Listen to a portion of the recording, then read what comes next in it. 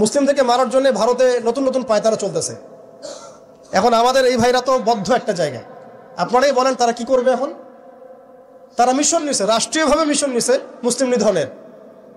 এখন এই ভাইদের কোনো রাষ্ট্র নাই, কোনো জামা নাই, কোনো আমির নাই, কোনো এদাদ নাই, কোনো জিহাদের কোনো মানে ওখানে অবস্থাই নাই করার মতো তাদের, তাই না? ভিতরে কথা বলছি আমি, কাশ্মীরের কথা বলছি না। তাহলে এই ভাইরা এখন কি করবে? তো এই যে অবস্থা, এই অবস্থা কি মনে করছেন আমাদেরকে প্রভাবিত করবে না? অভ্যন্তরীণভাবে এখানে বাংলাদেশে আমরা বেশিরভাগ মুসলিম হলেও আমাদের আশেপাশে চতুর্দিকে ঘোরাফেরা করতেছে কুফফাররা, চতুর্দিকে ঘোরাফেরা করতেছে। আপনি কাকে বিশ্বাস করবেন? চায়নাকে বিশ্বাস করবেন? ভারতকে বিশ্বাস করবেন? নেপাল ভুটানকে বিশ্বাস করবেন? না মায়ানমারকে বিশ্বাস করবেন? আপনি যাবেন কোন দিকে? আমাদের প্রস্তুতিটা কি? আমাদের প্রিপারেশন কি? রাষ্ট্র কি প্রিপারেশন নিচ্ছে? আমার কথা হচ্ছে রাষ্ট্র নাকি যুদ্ধ করে? সবাই বলেন একটা কথা না, রাষ্ট্রের অধীনে যুদ্ধ। তো রাষ্ট্র কি প্রিপারেশন নিচ্ছে? রাষ্ট্রের সেই ফিকির আছে কিনা? রাষ্ট্রের তো এই ফিকিরটুকু নাই যে রাষ্ট্রের মধ্যে ইসলামিক আইনগুলো বাস্তবায়িত হোক। এইটুকু ফিকির নাই তো আপনাদের। যারা ইলেকশন নির্বাচন গণতন্ত্র এগুলো করতেছেন, কার ফিকির আছে? আল্লাহর কসম করে বুকে হাত দিয়ে বলেন তো কার ফিকির আছে ক্ষমতায় গিয়ে আপনি আল্লাহর আইন বাস্তবায়ন করবেন? ইসলামপন্থী ভাইদের কথা বাদ দিস, ইসলামপন্থী ভাইদের কথা বাদ দিলাম, আমি সেকুলারদের কথা বলছি, ডেমোক্রেটিকদের কথা বলছি। কারণ রাষ্ট্র চলে আসছে এইভাবেই। আর যারা ফিকির করছেন ইসলাম নিয়ে আমি যাব, ওখানে গিয়ে এটা করবো, এটা আপনি ডেমোক্রেটিক সিস্টেমে করতে পারবেন না। আপনাকে সিস্টেমটা সরাই ফেলতে হবে। গণতন্ত্র বলে কোনো শব্দই রাখা যাবে না, তারপরে শরিয়া কায়েম করতে পারবে না। শরিয়া আর গণতন্ত্র একসাথে থাকতে পারে না। শরিয়া, গণতন্ত্র, ধর্মনিরপেক্ষতাবাদ, কমিউনিজম এগুলো একসাথে থাকতে পারে না। একটা বোতল, এর মধ্যে আছে আপনার বিষ, এখানে আপনি দুধ খেতে পারবেন না। একটা বোতল, এখানে আছে বিষ, আপনি এটাকে 1000 বার ধুইতে হবে, ধোয়ার পরে আপনি দুধ ঢালতে পারবেন, খাওয়ার রিস্ক নিতে পারবেন, তাও খাবেন কিনা সন্দেহ আছে। আর এগুলো তো হচ্ছে মারাত্মক শিরকের বিষ। এগুলো পশ্চিমাদের দাসত্ব করাবে আপনাকে। আমাদের হচ্ছে বড় কান্ট্রি আছে একটা তুরস্ক, একটা ইসলামিক ল বাস্তবায়ন করছে কিনা দেখায়। বড় একটা কান্ট্রি আছে মিশর, দেখায় না আমাকে একটা ইসলামিক ল বাস্তবায়ন করতে পারছে কিনা। তিউনিসিয়া পারছে কিনা, আজারবাইজান পারছে কিনা, মরক্কো পারছে কিনা, ইথিওপিয়া পারছে কিনা? আপনারা বলেন পারছে কি? ইয়েমেন পারছে কিনা, জর্ডান পারছে কিনা, লেবানন পারছে কিনা? পারে নাই। আফগানিস্তান পারছে কেন? আফগানিস্তান পারছে কেন? কারণ তারা সিস্টেমগুলোকে সরাই দিছে। সিরাতের আদলে, সিরাতের রক্তে ওরা জমিনকে পবিত্র করে ফেলছে।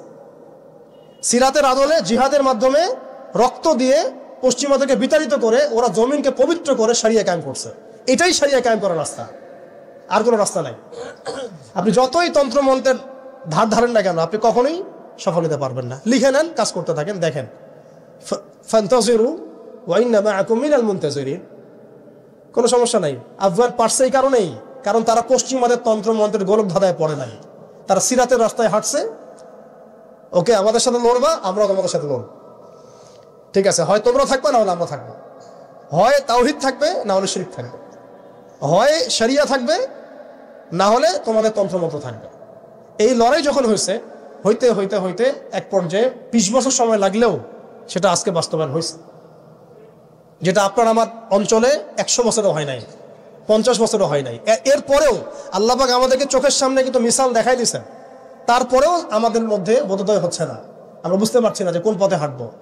দেশের যত সমস্যা দেখবেন, মিডিয়ায় যান, মিডিয়ায় গেলে মনে হবে দেশের সমস্ত সমস্যার হালত এবং সমাধান হচ্ছে একটা বিষয়, মিডিয়ার ভাষায়। মিডিয়ায় ঢোকেন, দেখেন কি হচ্ছে। অনেক প্রবলেম দেশের মধ্যে, সংস্কার, এইটা সেটা অনেক কিছু হচ্ছে। ভাবখানা এমন যে সব কিছু থেকে উদ্ধার করবে আমাকে একটা শব্দ, তার নাম নির্বাচন। তার নাম মানে নির্বাচন হলেই সব সমাধান হয়ে যাবে। এটা আমাদের আকীদা, আমাদের চিন্তা এরকম ভাই। একটা মুদির দোকানদারকে জিজ্ঞাসা করেন, সেও এই কথাই বলবে। আবার বুদ্ধিজীবীকে জিজ্ঞাসা করেন, সেও এই কথাই বলতেছে। টকশোতে বসে সেও এই কথা বলতেছে। এমপিকে বলেন, সেও এই কথা বলতেছে। মানে পুরো অবচেতন দাসত্ব, অবচেতন ইবাদত। দেখেন আমাদের অবচেতন মনে আমরা ইবাদত করে ফেলছি গণতন্ত্রের, পশ্চিমাদের, ওদের তন্ত্রমন্ত্রগুলার। ইলেকশন দিলে সব সমাধান হয়ে যাবে? কোন পদ্ধতিতে আপনি দিবেন? দেওয়ার পরে কি হবে? মূলনীতি কি থাকবে? সংবিধান কি থাকবে? সংস্কারগুলো কি কি হবে? আপনি কি আল্লাহর জমিন, আল্লাহর দিন কায়েমের দিকে আসবেন কিনা? এখানে তো অনেক কথা আছে। এগুলোকে সলিউশন না করে XYZ যেই আসো, আপনি আমাকে বসায় দিলে আমি কিছুই করতে পারবো না। সিম্পল, আমাকে বসায় দেন, আমি কিছুই করতে পারবো না। আপনি সবচেয়ে পরহেজগার মানুষটাকে বসায় দেন, সেও কিছু করতে পারবে না, কারণ সিস্টেমটাই তাকে করতে দিবে না। এই জিনিসগুলো আমাদের বোঝা উচিত। উম্মার সংকটগুলো এইভাবে আমাদের আইডেন্টিফাই করতে হবে। যে অনেক লম্বা হয়ে যাচ্ছে, হয়তো আমি শেষ করে দেই এখন। শেষ করি ভাই, অনেক লম্বা করা যাবে না, নামাজের ব্যাপার আছে। এখানে আমাদের ওই হারানো ঐতিহ্যটাকে আমরা বুঝতে পারলাম, আমরা কোথায় ছিলাম আমরা, এটা কি বুঝতে পারছেন? এখন দেখেন আমরা আসি কোথায়। এখন আসি কোথায়? এক বাক্যে আমাদের সারা ওয়ার্ল্ডে কোনো খিলাফা স্টেট নাই। তারপরে আমাদেরকে এরকম 57টা পিস পিস রাষ্ট্রে ভাগ করা হচ্ছে ওই খেলাফা রাষ্ট্রকে বাদ দিয়ে, এবং প্রত্যেকটা রাষ্ট্রের মধ্যে মোনাফেক শাসক বসায় দেওয়া হচ্ছে। একদম খোলামেলা বলে দিল, প্রত্যেকটা রাষ্ট্রের মধ্যে ম্যাক্সিমাম মোনাফেক শাসক বসায় দেওয়া হচ্ছে, যারা নিজেরাই পশ্চিমাদের হয়ে সার্ভ করবে এবং আল্লাহর জমিনে তাগুত কায়েম করবে, এবং করেছে তারা। এটা তাগুত কি তারা তো বুঝে না। তাগুত মানে শয়তান। যেখানে আল্লাহর বিধান চলে না, ওখানে শয়তানের বিধান চলে, সিম্পল। এটা 1000 জন বুদ্ধিজীবী মিলেও যদি একটা সংবিধান লিখে আর সেখানে আল্লাহ বিরোধী আইন থাকে, সেটা তাগুত। সেটার নাম কি? তাগুত। এই তাগুত মানে শয়তান। কেউ যদি ওর প্রতি ইমানদার হয়ে মারা যায়, জাহান্নামে যাবে। কেউ যদি ওর উপর ইমানদার হয়ে মারা যায়, সরাসরি জাহান্নামে যাবে ইনশাআল্লাহ, কারণ সে তাগুতের দাসত্ব করছে। আর আমাদেরকে বলাই হয়েছিল, ওয়ামা ইয়াকফুর বিত্তাগুত ওয়া ইউমিন বিল্লাহ ফাকাদ ইসতামসাকা বিল উরওয়াতিল ওয়াসকা লা ইনফিসামা লাহা ওয়াল্লাহু সামিউন আলিম। সূরা বাকারায় 256 নম্বর আয়াত পড়ে দেখুন, বাসায় গিয়ে আয়াতুল কুরসির পড়ে আছে। তাগুতকে কুফরি না করা পর্যন্ত কেউ মুমিন হইতে পারে না। তাগুতের সাথে কুফরি না করা পর্যন্ত কেউ মুমিন হইতে পারবে না, এটাই বাস্তব। এখন এইভাবে আমাদেরকে ভাগ করা হয়, মুনাফিক শাসক বসায় দেওয়া হয়। শুধু তাই না, প্রত্যেকটা কান্ট্রির মধ্যে ওই 4 দেবতা 5 দেবতা ঢুকাই দেওয়া হয়েছে, ওই যে বললাম আগে। তারপরে একটা ডিপার্টমেন্ট ধরে ধরে তারা ধ্বংস করছে, একটা ডিপার্টমেন্ট ধরে ধরে। রাজনীতি ধ্বংস করছে, ইসলামিক রাজনীতি সরাই দিছে। অর্থনীতি ধ্বংস করছে, সুদ ঢুকাই দিছে। তার মধ্যে ঘুষ আছে, ইনফ্লেশন আছে, দুর্নীতি আছে, এগুলো তো আছেই। তারপরে সমাজের যে আমাদের ব্যাপারগুলো, সমাজের নীতি নৈতিকতার বিষয়গুলো দেখেন একেবারেই উঠাই দিচ্ছে, দিন দিন উঠাই দিচ্ছে। এখন নাকি আপনি স্ত্রীর সাথে সহবাস করলেও ধর্ষণ হবে। সুবহানাল্লাহ, কি অবস্থা! আর এদিকে আপনি পতিতালয়ে গেলে ওটা হচ্ছে শ্রমিকের কাছে গেছেন আপনি। কি বোঝাচ্ছে আমাদেরকে তাহলে? এটাই তো নাকি? আর স্ত্রীর সাথে একটু জোরাজুরি তো হইতেই পারে, এই জোরাজুরি তো ভালো, এর মধ্যে মহব্বত আছে। আর আপনি নাউজুবিল্লাহ কেউ যাবে পতিতালয়ে, তাদেরকে বলা হচ্ছে তারা শ্রমিক। তার তসলিমা নাসরিনকে আমরা এখান থেকে বিতাড়িত করছিলাম কেন? ঘুরে ফিরে তো সেটাই আসতেছে। সমাজকে ধ্বংস করছে, অর্থনীতি ধ্বংস করছে, রাজনীতি ধ্বংস করছে, মিডিয়াগুলো ওদের হাতে নিয়ে নিছে। মিডিয়া হাতে নেওয়া মানে হচ্ছে দিনকে ওরা রাত বানাই দেবে, রাতকে দিন বানাই দেবে। আর আপনারা তাদেরকে এত বিশ্বাসও করেন, অনেকে একটু ইসলামিক নিউজ করলে আপনারা বিশ্বাসও করেন। আসার সময় যে আমরা মাওয়াদি আসলাম, ওখানে দেখবেন একটা পোস্টার আছে বড় করে, সেটাতে লেখা আছে যে ওই যে আবু সাইদের ছবি দেওয়া আছে কি নতুন বাংলাদেশে স্বাগতম, না এরকম কিছু একটা। নিচে লেখা আছে প্রথম আলো। দেখেন এদের চরিত্র দেখেন। এরা বিগত প্রায় শুরু থেকে এরা আজ পর্যন্ত এই তাগুতের সার্ভ করছে, ভারতের দালালি করছে, ফ্যাসিস্টের দোসর ছিল। এরা আমাদেরকে জঙ্গি বানাইছে, এরা বহু মানুষকে কারাগারে পাঠাইছে, এরা বহু মানুষের গুমের জন্য দায়ী, খুনের জন্য দায়ী, হত্যার জন্য দায়ী, ফাঁসির জন্য দায়ী। এরা আবার পাল্টি মারলো পরিবর্তিত বাংলাদেশ। দেখছেন, এই হচ্ছে মিডিয়ার অবস্থা। প্রত্যেকটা মিডিয়া ওরা হাতে নিয়ে নিছে, এবং এর সাথে প্রযুক্তিগত উন্নয়ন। আমি তো বলছিলাম যে আমাদেরকে এইভাবে মনিটর করা হতো যে আমাদের ফোনে যদি আপনি একটা কল দেন, মেসেজ করেন, তাহলে আপনি ট্রেস হয়ে যাবেন। এইভাবে মনিটর করা যায়। আপনি গোপনে আপনার স্ত্রীকে কি বলছেন সেটা তারা শুনতেছে আরিফেতে। আমি জানি না আপনি আপনার ওয়াইফকে ফোনে গোপনে কি বলতেছেন। কিছু আলাপ হতে পারেন, অ্যাডাল্ট হতে পারে কিনা, ওইটা তারা রেকর্ড করতেছে। এখন প্রশ্ন হচ্ছে যে এই ওদের যে অগ্রগতি, আমাদের যে অধঃপতন, এই জিনিসটার জন্য কি শুধু তারাই দায়ী, না আমরাও দায়ী আছি? শুধু কি তারাই দায়ী, না আমরা দায়ী আছি? আমরা আমাদের আগে দোষগুলো খুঁজে বের করব, আমরা নিজেরা আমাদের আগে ল্যাকিংসগুলোকে খুঁজে বের করব। আপনি দেখবেন, খুঁজতে থাকেন, প্রথম ল্যাকিংস পাবেন আপনি, আমি, বেশিরভাগ মানুষই জীবনের মৌলিক উদ্দেশ্য থেকে সরে গেছে। আমরা দুনিয়াদার হয়ে গেছি ভাই। আমরা এই দুনিয়াতে এইভাবে থাকার জন্য আসি নাই। আল্লাহ পাক আমাদেরকে পাঠাইছেন এই দুনিয়াতে দুইটা কাজ দিয়ে। একটা হচ্ছে আল্লাহর ইবাদত করতে হবে এবং তার জমিনে দিন কায়েম করতে হবে। এখানে আমি অন্য কোনো উদ্দেশ্যে আসি নাই, আমরা মুসাফির এখানে সময়। আল্লাহ পাক বলেছেন ওয়া মা খালাকতুল জিন্না ওয়াল ইনসা ইল্লা লিয়াবুদুন। আর ইন তানসুরুল্লাহ ইয়ানসুরকুম ওয়া ইউসাব্বিত আকদামাকুম ওয়ালা তামুতুন্না ইল্লা ওয়া আনতুম মুসলিমুন। কতগুলো আয়াত আছে। ইন্নাল্লাহা লা ইউগাইরু মা বিকওমিন হাত্তা ইউগাইরু মা বিআনফুসিহিম। আয়াতের পর আয়াত বলা যাবে আমাদেরকে এই দুনিয়াতে পাঠানো হয়েছে দুইটা কাজ। আমাদেরকে আল্লাহর ইবাদত করতে হবে এবং আল্লাহর জমিনে তার দিন কায়েম করতে হবে। এটা আমাদের কাজ, বাকি সবকিছু গৌণ, এগুলো মুখ্য কাজ, মেইন। এবং আমাদেরকে দিন দেয়া হয়েছে কেন? হুয়াল্লাযী আরসালা রাসূলাহু বিল হুদা ওয়া দীনিল হক লিইয়ুযহিরাহু আলা দীনি কুল্লি। এই দিনটা আল্লাহ পাক দিয়েছেন এই কারণেই যাতে এই দিন অন্য সমস্ত দিনের উপর জয়লাভ করে। তো জয়লাভ কখন করবে? যখন আমরা ফিকির করবো তখন। এটা কি আবরাহার যুগ যে আবাবিল পাখি এসে পাথর ছুড়বে? বলেন, এখন পাথর আপনাকে আমাকে ছুড়তে হবে? এটা তো আবরাহার যুগ না। নবী সাল্লাল্লাহু আলাইহি ওয়াসাল্লাম শুধু দোয়া দিয়েই কি সব হয়েছে? দোয়া সাথে চেষ্টা করেন নাই তিনি? এমনকি বদর যুদ্ধের দিনও তিনি কূপ দখল করলেন, ভালো জায়গাটাতে শিবির গাড়লেন, সৈন্য বিন্যাস করলেন। সবকিছু যখন ঠিকঠাক মতো হয়ে গেল, তারপরে বৃষ্টি আসলো আল্লাহর পক্ষ থেকে, তিনি দোয়া করা শুরু করলেন। এই দোয়ায় আল্লাহ পাক ফেরেশতা নাজিল করলেন। তাহলে কি আমাদের কাছে একমুখী না সবকিছু করতে হবে? এখন আমাদেরকে এই ল্যাকিংসগুলোকে খুঁজে বের করতে হবে। আমাদের ল্যাকিংস কোথায়? এই ইমানের দুর্বলতা, জীবনের উদ্দেশ্যে দুর্বলতা। আমরা দুনিয়াদার হয়ে গেছি, ভোগবিলাসী হয়ে গেছি, আমরা আমাদের ঐতিহ্য ভুলে গেছি, আমাদের শেকড় ভুলে গেছি, আমলে ঘাটতি হয়ে গেছে, হারাম খোর হয়ে গেছি, আমরা জেনাকার হয়ে গেছি, আমরা ফ্রি মিক্সিং করতেছি, পরকীয়া করতেছি, ঘুষ খাচ্ছি, দুর্নীতি করতেছি, সুদ খাচ্ছি, আমরা করতেছি। এগুলো পশ্চিমারা করতেছে না। আমাদের ল্যাকিংসগুলোকে আমাদেরকে দূর করতে হবে। ইলমের ঘাটতি হচ্ছে, আমলের ঘাটতি হচ্ছে, আলেমদের সাথে সোহবত নাই, তাসকিয়া নাই, পড়াশোনা নাই। কি করতেছি ভাই আমরা? আসলে কি জন্য আসছি আর কি করতেছি? এইখান থেকে ভবিষ্যৎটা হচ্ছে এই যে ইনশাআল্লাহ এই দিন বিজয় লাভ করবেই। আজ হোক আর কাল হোক, আল্লাহ পাক এমন জামা, এমন ইমারা, এমন আল্লাহর সেনাবাহিনী তৈরি করবেন যারা আস্তে আস্তে আস্তে আস্তে পর্যন্ত জয় করবে। এটা লেখা হয়ে গেছে। ইমামুল মাহদী আসবেন, লেখা হয়ে গেছে। এমন একটা সমাজ ব্যবস্থা আমরা দেখেছি 1400 বছর আগে, যে সময়টাকে ইতিহাস দুটা শব্দে আইডেন্টিফাই করে, আইয়ামে জাহেলিয়া। এক কথায় আইয়ামে জাহেলিয়া, অন্ধকারের যুগ। অন্ধকারের যুগ, দ্য এজ অফ ডার্কনেস, অন্ধকারের যুগ।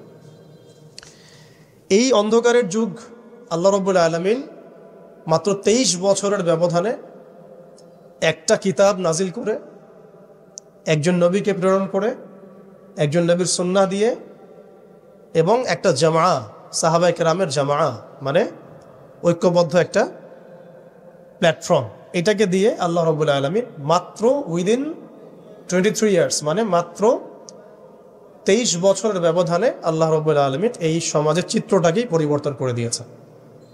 এটা আমরা দেখেছি মাত্র 23 বছরের ব্যবধানে। তো সিরাতটা যদি আপনাদের পড়া থাকে তাহলে আপনারা বুঝতে পারবেন যে কিভাবে এই পরিবর্তনটা হয়েছে। যাদের সিরাতটা পড়া নাই তাদের বুঝতে একটু অসুবিধা হতে পারে। এই কারণে আমি আপনাদেরকে পরামর্শ দিই, যেভাবে আপনারা কোরআন শেখেন, যেভাবে হাদিসকে গুরুত্ব দিয়ে পড়েন, ঠিক সেইভাবেই নবী মুহাম্মদ সাল্লাল্লাহু আলাইহি ওয়াসাল্লামের পবিত্র জীবনীটাকে শুরু থেকে শেষ পর্যন্ত পড়ে শেষ করতে হবে। তাহলে আপনি ধাপগুলো বুঝতে পারবেন কিভাবে তিনি সমাজ সংস্কার করেছেন। না হলে বুঝতে পারবেন না। কোরআনের একটা আয়াত থেকে আপনি নিজে নিজে একটা দলিল তো বের করতে পারবেন না, একটা হাদিস থেকে আপনি নিজে নিজে একটা দলিল তো বের করতে পারবেন না।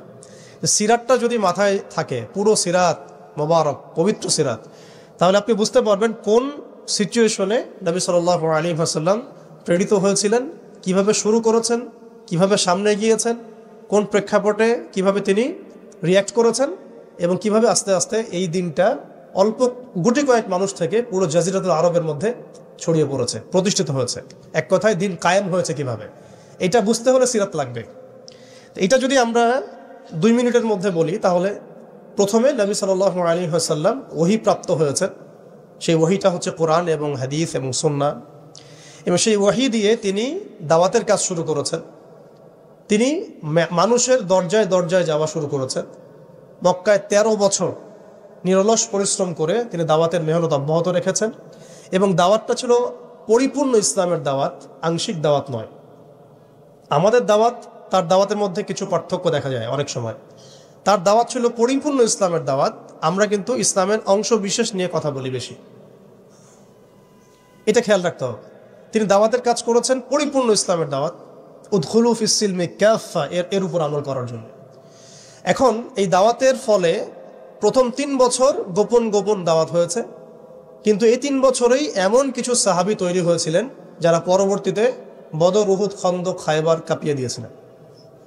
যেমন আবু বকর সিদ্দিক, ওমর ইবনে খাত্তাব, ওসমান বিন আফফান, আলী ইবনে আবি তালেব, যায়েদ ইবনে হারসা, তারপরে বেলাল ইবনে রাবাহ, হামজা রাদিয়াল্লাহু আনহু, আব্দুর রহমান বিন আউফ, সাদ বিন আবি ওয়াক্কাস, আবু উবাইদা ইবনে জাররাহ, এরকম বরেণ্য সাহাবী যারা, এই সাহাবীরা তৈরি হয়েছেন কখন?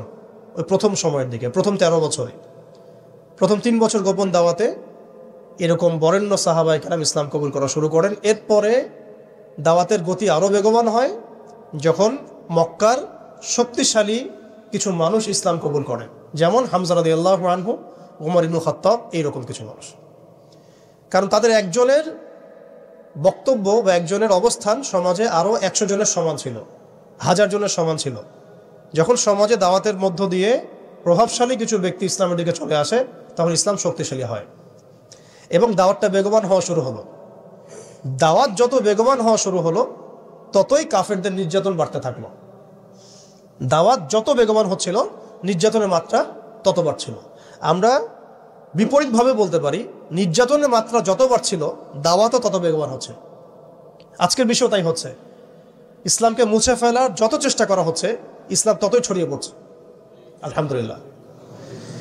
তো এই বিষয়গুলো সিরাত থেকে দেখবেন সব মিলে যাবে।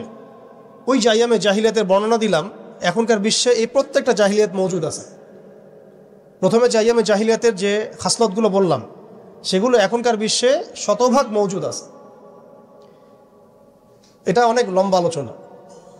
এখন তো মানুষ সরাসরি মুসলিমরা লাত, ওজ্জা, হবল, মানাতের ইবাদত না করলেও অদৃশ্য কিছু শিরকি মতবাদের ইবাদত করে, যেমন গণতন্ত্র, যেমন কমিউনিজম, ধর্মনিরপেক্ষতাবাদ, তারপরে জাতীয়তাবাদ, তারপরে এথিজম, নাস্তিকতা। এগুলো কিছু পশ্চিমা মতবাদ।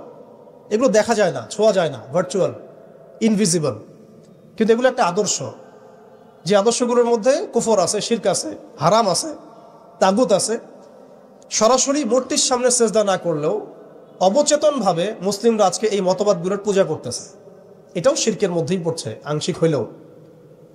কোনো কোনো ক্ষেত্রে যদি আকীদা ঠিক না থাকে, তাহলে পরিপূর্ণ শিরক হবে। এখন যাই হোক, ওই জাহালাতগুলো এখন দূর হয় নাই, বরং বহু উঁচু স্তরে এটা সমাজে ছড়িয়ে পড়েছে। আরো মাদক, সেটা কি থেমে গেছে? আইয়ামে জাহিলিয়াতের মাদক এখন বরং আরো উঁচু স্তরে আছে। কোন মুসলিম কান্ট্রি আছে যেটা মাদক মুক্ত? আরবের মধ্যেও দেখবেন মানুষ ওপেনে মাদক খাচ্ছে এখন, আরবের মধ্যেই। যারা গিয়েছেন, যাওয়া আসা করেন, তা তো দেখেনি। মাদক থেকে কে মুক্ত? কোন কোন ন্যাশনটা মুক্ত মুসলিমদের মধ্যে? বরং ইসলামিক কান্ট্রিগুলোতে মদকে সংবিধান দিয়ে হালাল করা হয়েছে। ইসলামিক কান্ট্রিগুলো বলি আমরা, যে তথাকথিত ইসলামিক কান্ট্রি, বাংলাদেশকে তো অনেক ইসলামিক কান্ট্রি মনে করে আর কি, ঠিক আছে? পাকিস্তানকে ইসলামিক কান্ট্রি মনে করে, ইরানকে ইসলামিক কান্ট্রি মনে করে, ঠিক আছে? জর্ডানকে ইসলামিক কান্ট্রি মনে করে, লেবাননকে ইসলামিক কান্ট্রি মনে করে। ইসলামিক কান্ট্রি আর ইসলামিক স্টেট এগুলো এক না বিষয়। মুসলিম সংখ্যাগরিষ্ঠ থাকলেই একটা রাষ্ট্র ইসলামিক স্টেট হয় না, হয় না। মুসলিম সংখ্যাগরিষ্ঠ থাকলে একটা রাষ্ট্র কখনো ইসলামিক স্টেট হয় না। একটা রাষ্ট্র তখনই ইসলামিক স্টেট হয় যখন সেটা আল্লাহর আইন দ্বারা পরিচালিত হয়। তো বাংলাদেশ কি আল্লাহর আইন দ্বারা পরিচালিত হয়? সবাই জানি এটা হয় না। এটা হওয়ার ইচ্ছাও কি তাদের আছে?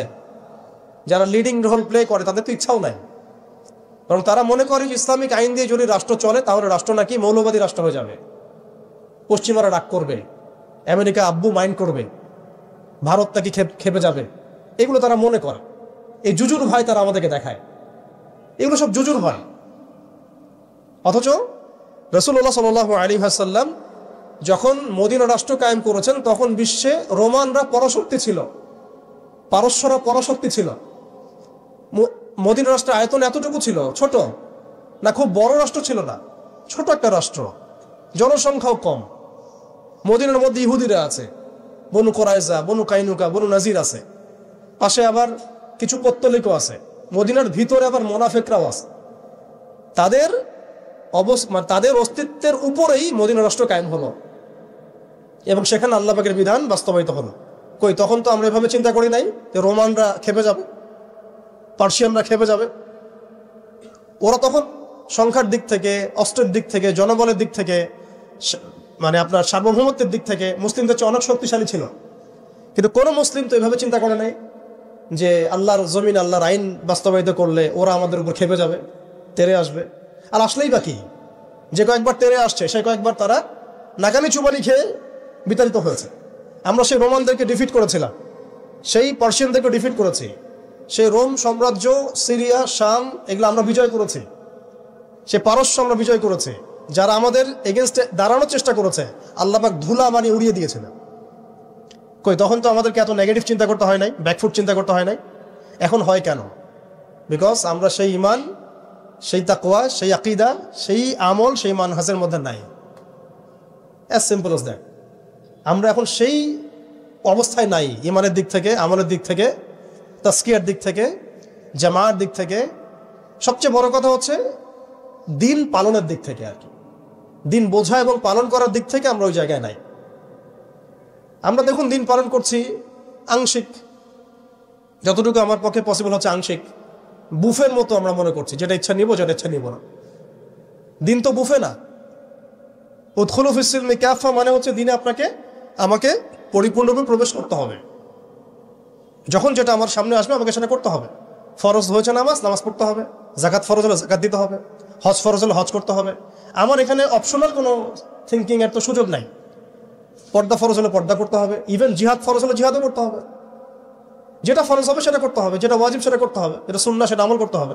এখানে তো আমার অপশন নাই যে আল্লাহ আমি পর্দাটুকু বাদ দিয়ে দাও আমার জন্য, নাউজুবিল্লাহ, আমার জন্য মদটাকে হালাল করে দাও, নাউজুবিল্লাহ, আমার জন্য জেনাকে হালাল করে দাও, নাউজুবিল্লাহ। এটা কি সম্ভব? কিন্তু আমরা এই সিস্টেমগুলোর মধ্য দিয়ে আল্লাহর হালালকে হারাম করছি, হারামকে হালাল করছি।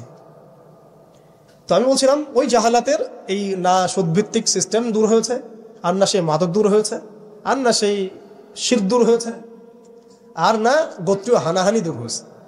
গোত্রীয় হানাহানি কি দূর হয়েছে? না।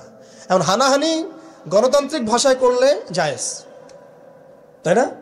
গণতান্ত্রিক লেভেল দিয়ে হানাহানি, মারামারি, কাটাকাটি, মিছিল, মিটিং, শোডাউন, রাস্তায় কোপাকুপি সব জায়েজ। কিন্তু ইসলামের পরিভাষায় যদি আমরা জিহাদ ফি সাবিলিল্লাহ বলি তাহলে আটকে ওঠে, বাপরে বাপ কি অবস্থা, তাহলে মৌলবাদী, জঙ্গি, সন্ত্রাস। ছাত্ররা যা করেছিল জুলাইয়ে, এই কাজটার 10%ও যদি দাড়িটুপি বলাটা করতো তাহলে মনে হয় বাংলাদেশেও সব মসজিদ সিলগালা মেরে দিত, সব মাদ্রাসা সিলগালা করে দিত, তাই না? মানে গণতান্ত্রিক পরিভাষায় এই ফিতনাগুলো জায়েজ, তাই না? ফিতনা মানে পরীক্ষা, ফিতনা মানে শব্দ কি? পরীক্ষা। এই পরীক্ষাই তো আমরা। কিন্তু ইসলামিক পরিভাষা যদি আমরা ইবাদত বলি, ইসলামিক পরিভাষা একটা ইবাদত, সেটা নাজায়েজ হয়ে যাচ্ছে। আর গণতান্ত্রিক পরিভাষায় তথাকথিত এই গণতান্ত্রিক রাষ্ট্রে এবং গণতান্ত্রিক এই বিশ্বে এগুলোকে তারা জায়েজ করে নিয়েছে। আফ্রিকাতে যখন পশ্চিমারা হামলা চালায় গণতন্ত্রের নামে, এটা জায়েজ হয়ে যায়। আরব বসন্তের নামে যখন বিভিন্ন কান্ট্রির মধ্যে ফাসাদ সৃষ্টি করা হয়, গাদ্দাফিকে ফেলে দেওয়া হয়, মনে আছেন আপনাদের আরব বসন্তের কথা? ইয়েমেন থেকে শুরু করে, তিউনিসিয়া থেকে শুরু করে প্রত্যেকটা কান্ট্রিতে যা করলো তারা, মনে আছে তো নিশ্চয়ই? এগুলো তখন জায়েজ। মিশরে করেছে, তাই না? সোমালিয়া, কঙ্গো, ইথিওপিয়া, নাইজেরিয়া, এগুলোতে যা হচ্ছে এগুলো জায়েজ ওদের ভাষায়। ইরাকে হামলা চালানো ওদের জন্য জায়েজ ছিল, তাই না? গণতন্ত্রের ভাষায়। ওখানে লাখ লাখ মানুষ মারলেও সেটা জায়েজ। ওটা নাকি শান্তি প্রতিষ্ঠার জন্য করা হচ্ছে। তারপরে আফগানিস্তানে লক্ষ লক্ষ মানুষকে মারা হয়েছে, ওটা তখন জায়েজ ছিল। কাশ্মীরে আজকে মানুষকে মারা হচ্ছে, এটা ওদের কাছে জায়েজ হয়ে গেছে। আর কোথার এক্সাম্পল দিবেন? চায়নার মধ্যে মারা হচ্ছে উইঘুরদেরকে, আরাকানে মারা হয়েছে, তারপরে ইয়েমেনে তো মারা হচ্ছেই সেই 15 সাল থেকেই, জর্ডানে হয়েছে, লেবাননে হয়েছে, খাস করে প্যালেস্টাইনে, খাস করে কোথায়? প্যালেস্টাইনে, গাজায়। এগুলো তারা গণতন্ত্র প্রতিষ্ঠার নামে এগুলো করলে সেগুলো জায়েজ। এবং এখানে দেখবেন 100%ই মুসলিমদের রক্ত ঝরছে, কোনো অমুসলিমের রক্ত কিন্তু ঝরছে না। তো এগুলো তাহলে এই তন্ত্রমন্ত্রগুলো এই তন্ত্রমন্ত্রগুলোকে আমরা বলি এখনকার জামানার দেবতা, যেগুলোর পূজা ওরা করতেছে। ওই জামানায় যেমন লাত, উজ্জা, হবল, মানাতের ইবাদত হতো, এখন ঠিক এই তন্ত্রমন্ত্রগুলোর ইবাদত, দাসত্ব, পূজা হচ্ছে এবং সেগুলো আমাদেরকে গেলানো হচ্ছে। আমরা যেন এগুলো হজম করি, গিলি, অথচ এগুলো আমাদেরকে ধ্বংস করার জন্যই তারা সৃষ্টি করেছিল। আমাদের চোখ এখনো সবার খোলে নাই। এই সিস্টেমগুলো আমাদেরকে কখনোই সেই হারানো ঐতিহ্য ফিরাই দিবে না। এই সিস্টেমগুলোর মধ্য দিয়েও কখনো ইসলাম কায়েম করা সম্ভব নয়। আপনারা আরো 100 বছর ট্রাই করেন, 100 বছর পরে হলেও বুঝবেন। যদি হতো 100 বছর আগেই হইতো। আরো 100 বছর ট্রাই করেন, তারপরেও যদি আক্কেল হয়। এই সিস্টেমগুলো তৈরি করা হয়েছে আমাদেরকে ওদের দাস বানানোর জন্য।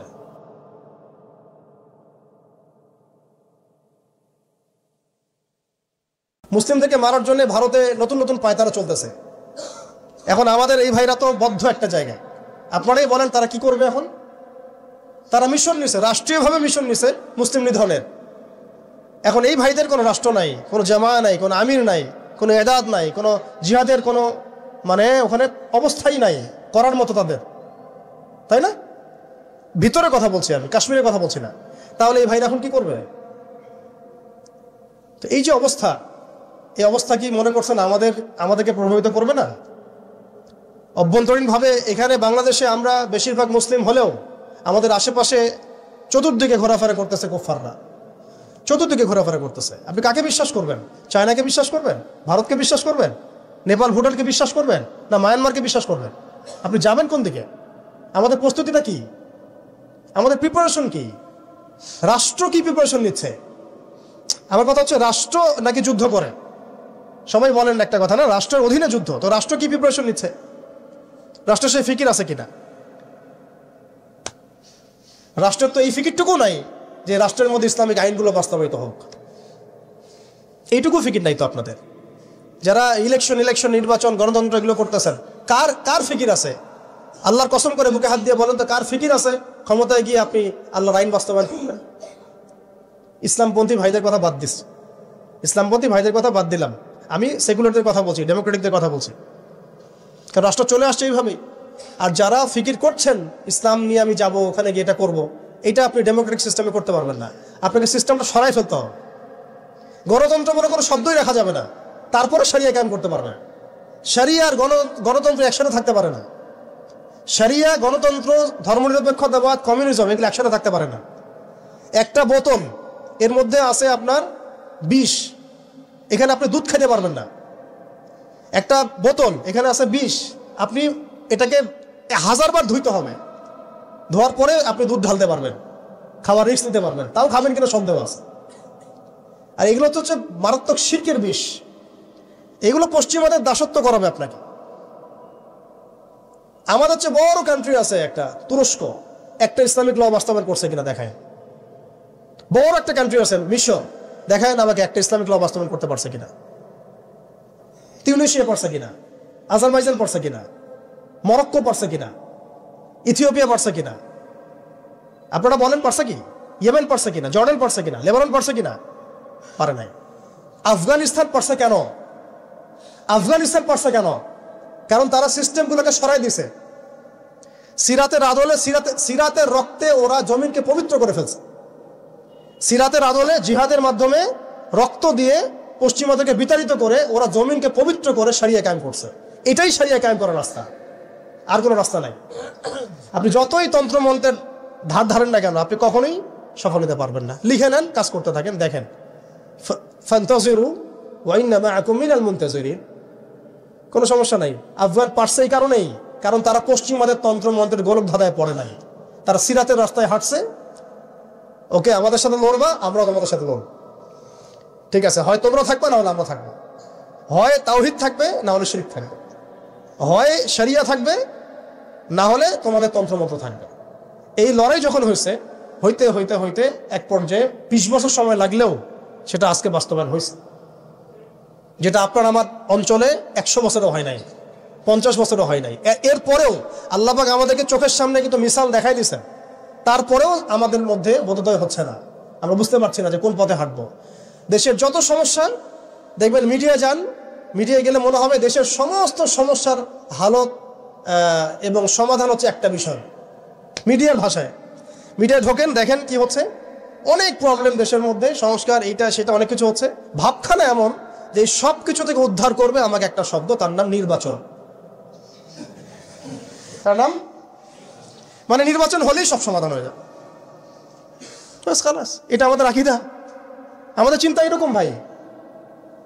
একটা মুদির দোকানদারকে জিজ্ঞাসা করেন, সেও এই কথাই বলবে। আবার বুদ্ধিজীবীকে জিজ্ঞাসা করেন, সেও এই কথাই বলতেছে। টকশোতে বসে সেও এই কথা বলতেছে।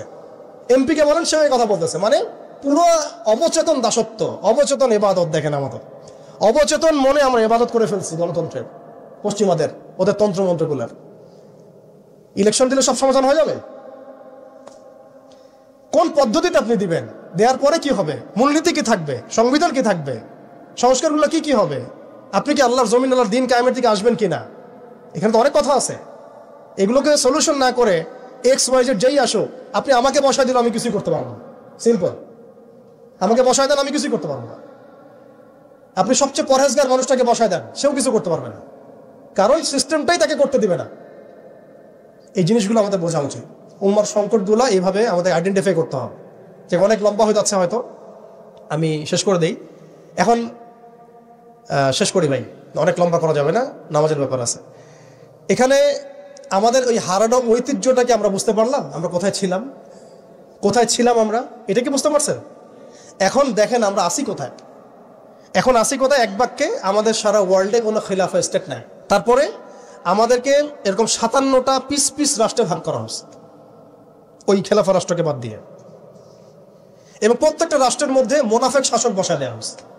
একদম খোলামেলা বলে দিলাম, প্রত্যেকটা রাষ্ট্রের মধ্যে ম্যাক্সিমাম মোনাফেক শাসক বসায় দেওয়া হচ্ছে, যারা নিজেরাই পশ্চিমাদের হয়ে সার্ভ করবে এবং আল্লাহর জমিনে তাগুত কায়েম করবে। আল্লাহর জমিনে তাগুত কায়েম করবে, এবং করেছে তারা। এটা তাগুত কি তারা তো বুঝে না। তাগুত মানে শয়তান। যেখানে আল্লাহর বিধান চলে না, ওখানে শয়তানের বিধান চলে, সিম্পল। এটা 1000 জন বুদ্ধিজীবী মিলেও যদি একটা সংবিধান লিখে আর সেখানে আল্লাহ বিরোধী আইন থাকে, সেটা তাগুত। সেটার নাম কি? তাগুত। এই তাগুত মানে শয়তান। কেউ যদি ওর প্রতি ইমানদার হয়ে মারা যায়, জাহান্নামে যাবে। কেউ যদি ওর উপর ইমানদার হয়ে মারা যায়, সরাসরি জাহান্নামে যাবে ইনশাআল্লাহ, কারণ সে তাগুতের দাসত্ব করছে। আর আমাদেরকে বলাই হয়েছিল, ওয়ামা ইয়াকফুর বিত্তাগুত ওয়া ইউমিন বিল্লাহ ফাকাদ ইসতামসাকা বিল উরওয়াতিল ওয়াসকা লা ইনফিসামা লাহা ওয়াল্লাহু সামিউন আলিম।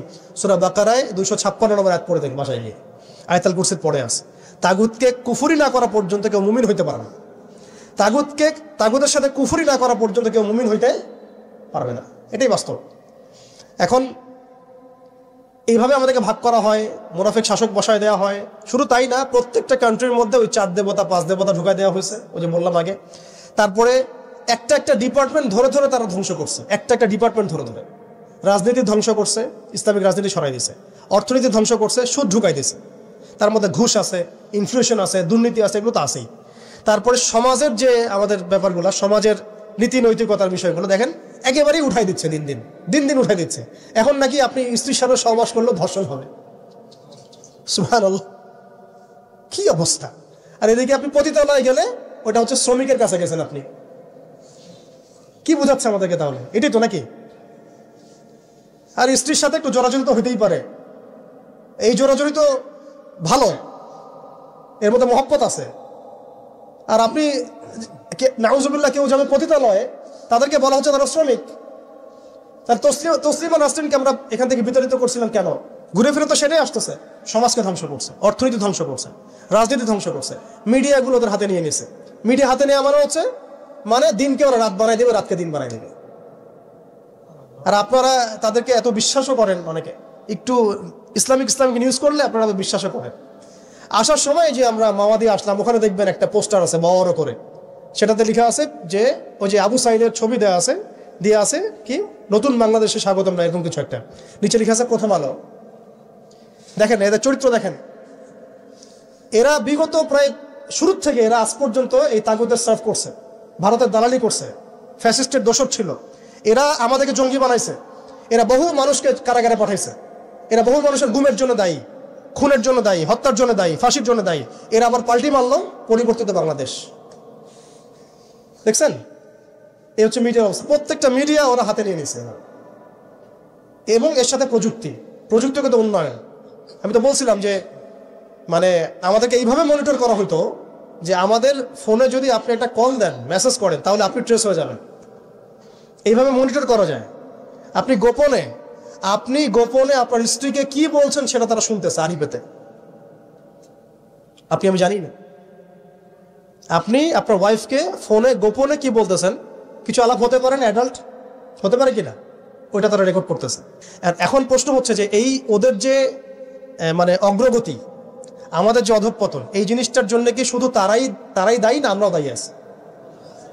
শুধু কি তারাই দায়ী না আমরা দায়ী আছি? আমরা আমাদের আগে দোষগুলো খুঁজে বের করব, আমরা নিজেরা আমাদের আগে ল্যাকিংসগুলোকে খুঁজে বের করব। আপনি দেখবেন, খুঁজতে থাকেন, প্রথম ল্যাকিংস পাবেন আপনি, আমি, বেশিরভাগ মানুষই জীবনের মৌলিক উদ্দেশ্য থেকে সরে গেছে। আমরা দুনিয়াদার হয়ে গেছি ভাই। আমরা এই দুনিয়াতে এইভাবে থাকার জন্য আসি নাই। আল্লাহ পাক আমাদেরকে পাঠাইছেন এই দুনিয়াতে দুইটা কাজ দিয়ে। একটা হচ্ছে আল্লাহর ইবাদত করতে হবে এবং তার জমিনে দিন কায়েম করতে হবে। এখানে আমি অন্য কোনো উদ্দেশ্য আসি নাই, আমরা মুসাফির এখানে সবাই। আল্লাহ পাক বলেছেন, ওয়া মা খালাকতুল জিন্না ওয়াল ইনসা ইল্লা লিয়াবুদুন। আর ইন তানসুরুল্লাহ ইয়ানসুরকুম ওয়া ইউসাব্বিত আকদামাকুম ওয়ালা তামুতুন্না ইল্লা ওয়া আনতুম মুসলিমুন। কতগুলো আয়াত আছে। ইন্নাল্লাহা লা ইউগাইয়িরু মা বিকওমিন হাত্তা ইউগাইয়িরু মা বিআনফুসিহিম। আয়াতের পর আয়াত বলা যাবে আমাদেরকে এই দুনিয়াতে পাঠানো হয়েছে দুইটা কাজ। আমাদেরকে আল্লাহর ইবাদত করতে হবে এবং আল্লাহর জমিনে তার দিন কায়েম করতে হবে। এটা আমাদের কাজ, বাকি সবকিছু গৌণ, এগুলো মুখ্য কাজ, মেইন। এবং আমাদেরকে দিন দেয়া হয়েছে কেন? হুয়াল্লাযী আরসালা রাসূলাহু বিল হুদা ওয়া দীনিল হক লিইয়ুযহিরাহু আলা দ্বীনি কুল্লি। এই দিনটা আল্লাহ পাক দিয়েছেন এই কারণেই যাতে এই দিন অন্য সমস্ত দিনের উপর জয়লাভ করে। তো জয়লাভ কখন করবে? যখন আমরা ফিকির করবো তখন। এটা কি আবরাহার যুগ যে আবাবিল পাখি এসে পাথর ছুড়বে? বলেন, এখন পাথর আপনাকে আমাকে ছুড়তে হবে? এটা তো আবরাহার যুগ না। নবী সাল্লাল্লাহু আলাইহি ওয়াসাল্লাম শুধু দোয়া দিয়েই কি সব হয়েছে? দোয়ার সাথে চেষ্টা করেন নাই তিনি? এমনকি বদর যুদ্ধের দিনও তিনি কূপ দখল করলেন, ভালো জায়গাটাতে শিবির গাড়লেন, সৈন্য বিন্যাস করলেন। সবকিছু যখন ঠিকঠাক মতো হয়ে গেল, তারপরে বৃষ্টি আসলো আল্লাহর পক্ষ থেকে, তিনি দোয়া করা শুরু করলেন। এই দোয়ায় আল্লাহ পাক ফেরেশতা নাজিল করলেন। তাহলে কি আমাদের কাছে একমুখী না সবকিছু করতে হবে? এখন আমাদেরকে এই ল্যাকিংসগুলোকে খুঁজে বের করতে হবে। আমাদের ল্যাকিংস কোথায়? এই ইমানের দুর্বলতা, জীবনের উদ্দেশ্যে দুর্বলতা। আমরা দুনিয়াদার হয়ে গেছি, ভোগবিলাসী হয়ে গেছি, আমরা আমাদের ঐতিহ্য ভুলে গেছি, আমাদের শেকড় ভুলে গেছি, আমলে ঘাটতি হয়ে গেছে, হারামখোর হয়ে গেছি, আমরা জেনাকার হয়ে গেছি, আমরা ফ্রি মিক্সিং করতেছি, পরকীয়া করতেছি, ঘুষ খাচ্ছি, দুর্নীতি করতেছি, সুদ খাচ্ছি, আমরা করতেছি। এগুলো পশ্চিমারা করতেছে না। আমাদের ল্যাকিংসগুলোকে আমাদেরকে দূর করতে হবে। ইলমের ঘাটতি হচ্ছে, আমলের ঘাটতি হচ্ছে, আলেমদের সাথে সোহবত নাই, তাসকিয়া নাই, পড়াশোনা নাই। কি করতেছি ভাই আমরা? আসলে কি জন্য আসছি আর কি করতেছি? এইখান থেকে ভবিষ্যৎটা হচ্ছে এই যে ইনশাআল্লাহ এই দিন বিজয় লাভ করবেই। আজকার কাল হোক, আল্লাহ পাক এমন জামা, এমন ইমারা, এমন আল্লাহর সেনাবাহিনী তৈরি করবেন যারা আস্তে আস্তে আস্তে আস্তে পর্যন্ত জয় করবে। এটা লেখা হয়ে গেছে। ইমামুল মাহদী আসবেন, লেখা হয়ে গেছে। এমন একটা সমাজ ব্যবস্থা আমরা দেখেছি 1400 বছর আগে, যে সময়টাকে ইতিহাস দুটা শব্দে আইডেন্টিফাই করে, আইয়ামে জাহেলিয়া। এক কথায় আইয়ামে জাহেলিয়া, অন্ধকারের যুগ। অন্ধকারের যুগ, দ্য এজ অফ ডার্কনেস, অন্ধকারের যুগ। এই অন্ধকারের যুগ আল্লাহ রাব্বুল আলামিন মাত্র 23 বছরের ব্যবধানে একটা কিতাব নাজিল করে, একজন নবীকে প্রেরণ করে, একজন নবীর সুন্নাহ দিয়ে, এবং একটা জামা, সাহাবায়ে কেরামের জামা, মানে ঐক্যবদ্ধ একটা প্ল্যাটফর্ম, এটাকে দিয়ে আল্লাহ রাব্বুল আলামিন মাত্র উইদিন 23 ইয়ার্স, মানে মাত্র 23 বছরের ব্যবধানে আল্লাহ রাব্বুল আলামিন এই সমাজের চিত্রটাকেই পরিবর্তন করে দিয়েছেন। এটা আমরা দেখেছি মাত্র 23 বছরের ব্যবধানে। তো সিরাতটা যদি আপনাদের পড়া থাকে তাহলে আপনারা বুঝতে পারবেন যে কিভাবে এই পরিবর্তনটা হয়েছে। যাদের সিরাতটা পড়া নাই তাদের বুঝতে একটু অসুবিধা হতে পারে। এই কারণে আমি আপনাদেরকে পরামর্শ দিই, যেভাবে আপনারা কোরআন শেখেন, যেভাবে হাদিসকে গুরুত্ব দিয়ে পড়েন, ঠিক সেইভাবেই নবী মুহাম্মদ সাল্লাল্লাহু আলাইহি ওয়াসাল্লামের পবিত্র জীবনীটাকে শুরু থেকে শেষ পর্যন্ত পড়ে শেষ করতে হবে। তাহলে আপনি ধাপগুলো বুঝতে পারবেন কিভাবে তিনি সমাজ সংস্কার করেছেন। না হলে বুঝতে পারবেন না। কোরআনের একটা আয়াত থেকে আপনি নিজে নিজে একটা দলিল তো বের করতে পারবেন না, একটা হাদিস থেকে আপনি নিজে নিজে একটা দলিল তো বের করতে পারবেন না। সিরাতটা যদি মাথায় থাকে, পুরো সিরাত মোবারক পবিত্র সিরাত, তাহলে আপনি বুঝতে পারবেন কোন সিচুয়েশনে নবী সাল্লাল্লাহু আলাইহি ওয়াসাল্লাম প্রেরিত হয়েছিলেন, কিভাবে শুরু করেছেন, কিভাবে সামনে গিয়েছেন, কোন প্রেক্ষাপটে কিভাবে তিনি রিয়্যাক্ট করেছেন, এবং কিভাবে আস্তে আস্তে এই দিনটা অল্প গুটি কয়েক মানুষ থেকে পুরো জাজিরাতুল আরবের মধ্যে ছড়িয়ে পড়েছে, প্রতিষ্ঠিত হয়েছে। এক কথায় দিন কায়েম হয়েছে কিভাবে, এটা বুঝতে হলে সিরাত লাগবে। এটা যদি আমরা 2 মিনিটের মধ্যে বলি, তাহলে প্রথমে নবী সাল্লাল্লাহু আলাইহি ওয়াসাল্লাম ওহী প্রাপ্ত হয়েছেন। সেই ওহীটা হচ্ছে কোরআন এবং হাদিস এবং সুন্নাহ, এবং সেই ওহী দিয়ে তিনি দাওয়াতের কাজ শুরু করেছেন। তিনি মানুষের দরজায় দরজায় যাওয়া শুরু করেছেন। মক্কায় 13 বছর নিরলস পরিশ্রম করে তিনি দাওয়াতের মেহনত অব্যাহত রেখেছেন, এবং দাওয়াতটা ছিল পরিপূর্ণ ইসলামের দাওয়াত, আংশিক দাওয়াত নয়। আমাদের দাওয়াত, তার দাওয়াতের মধ্যে কিছু পার্থক্য দেখা যায় অনেক সময়। তার দাওয়াত ছিল পরিপূর্ণ ইসলামের দাওয়াত, আমরা কিন্তু ইসলামের অংশ বিশেষ নিয়ে কথা বলি বেশি। এটা খেয়াল রাখতে হবে। তিনি দাওয়াতের কাজ করেছেন পরিপূর্ণ ইসলামের দাওয়াত, উদখুলু ফিস সিলমি কাফা, এর উপর আমল করার জন্য।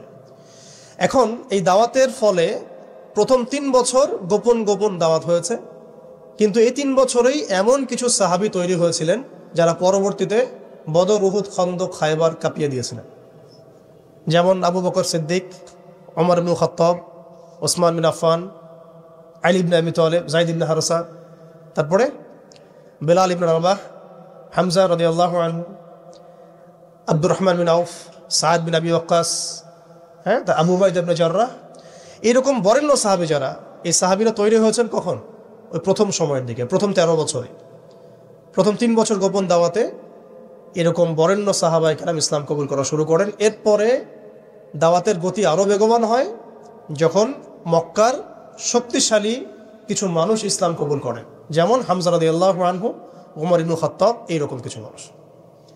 কারণ তাদের একজনের বক্তব্য বা একজনের অবস্থান সমাজে আরও 100 জনের সমান ছিল, 1000 জনের সমান ছিল। যখন সমাজে দাওয়াতের মধ্য দিয়ে প্রভাবশালী কিছু ব্যক্তি ইসলামের দিকে চলে আসে, তখন ইসলাম শক্তিশালী হয় এবং দাওয়াতটা বেগবান হওয়া শুরু হলো। দাওয়াত যত বেগবান হওয়া শুরু হলো, ততই কাফেরদের নির্যাতন বাড়তে থাকলো। দাওয়াত যত বেগবান হচ্ছিল, নির্যাতনের মাত্রা তত বাড়ছিল। আমরা বিপরীতভাবে বলতে পারি, নির্যাতনের মাত্রা যত বাড়ছিল, দাওয়াতও তত বেগবান হচ্ছে। আজকের বিষয় তাই হচ্ছে। ইসলামকে মুছে ফেলার যত চেষ্টা করা হচ্ছে, ইসলাম ততই ছড়িয়ে পড়ছে, আলহামদুলিল্লাহ। তো এই বিষয়গুলো সিরাত থেকে দেখবেন সব মিলে যাবে। ওই যে আইয়ামে জাহিলিয়াতের বর্ণনা দিলাম, এখনকার বিশ্বে এই প্রত্যেকটা জাহিলিয়াত মৌজুদ আছে। প্রথমে যে আইয়ামে জাহিলিয়াতের যে খাসলতগুলো বললাম, সেগুলো এখনকার বিশ্বে শতভাগ মৌজুদ আছে। এটা অনেক লম্বা আলোচনা।